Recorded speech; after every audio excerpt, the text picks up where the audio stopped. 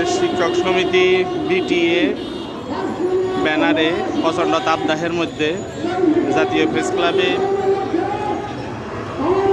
শিক্ষক কর্মচারী মহাসমাবেশ চলছে। শিক্ষাক্ষেত্রে সরকারি বেসরকারি বৈষম্য দূরীকরণ লক্ষ্যে আসন্ন ঈদুল আজহার পূর্বে পূর্ণাঙ্গ উৎসব ভাতা, বাড়ি ভাড়া ও চিকিৎসা ভাতা প্রদান সহ শিক্ষা ব্যবস্থা জাতীয়করণের দাবিতে এই শিক্ষক কর্মচারী মহাসমাবেশ চলছে।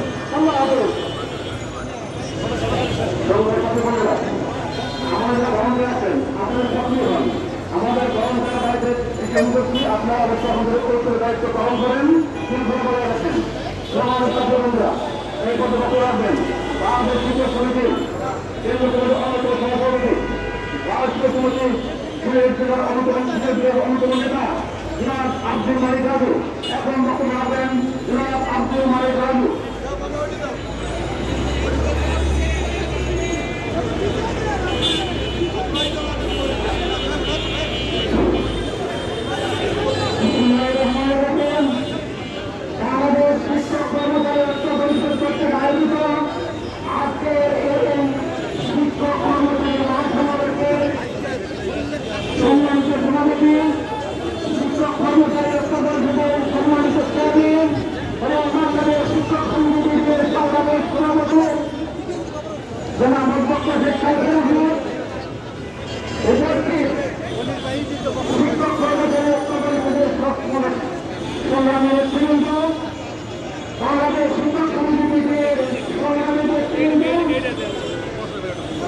বাংলাদেশের বিভিন্ন প্রান্ত থেকে আগত শিক্ষক কর্মচারীবৃন্দ, আসসালামু আলাইকুম। আমরা সবাই অবগত 2023 সালে 11 জুলাই থেকে 1 আগস্ট পর্যন্ত আমরা এই রাজ্যে অবস্থান করেছিলাম এবং সেই আন্দোলন শুরু হয়েছিল 2023 সালের ফেব্রুয়ারি থেকে ধারাবাহিক প্রক্রিয়ায়। সংগ্রামী বন্ধুগণ, আপনারা জানেন তখনকার শিক্ষামন্ত্রী আমাদের আন্দোলনের দূর হয়ে তিনি শিক্ষকদের কটাক্ষ করেছিলেন এবং এই কটাক্ষ শিক্ষকদের মধ্যে ছিল। তার সদস্য নিয়েছিলেন আমাদের সংগ্রামের সাধারণ সম্পাদক তখনকার অধ্যক্ষ শেখ কাউসার আহমদকে বরখাস্ত করিয়ে আমরা অবিলম্বে অধ্যক্ষ শেখ কাউসার আহমদের পুনর্বহাল চাই এবং আন্দোলনের পুনর্বহাল চাই।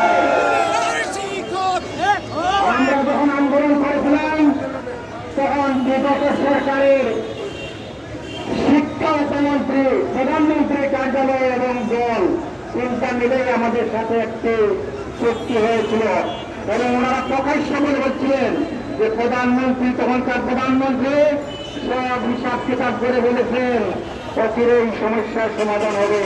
কিন্তু দুর্ভাগ্য যে আগস্টে আমাদের সাথে প্রতারণা করেছিলেন, সেই আগস্টের সেই ওনারা আর থাকতে পারেন নাই।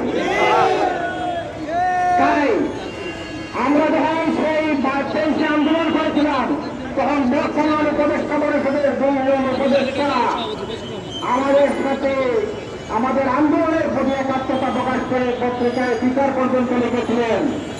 আমরা জানতে চাই, যখন চেয়ারের ওই পাশে ছিলেন তখন আমাদের দাবি সঠিক ছিল, এখন আপনারা চেয়ারে বসেছেন, এখন আমাদের দাবি কি ভুল হয়ে গেল?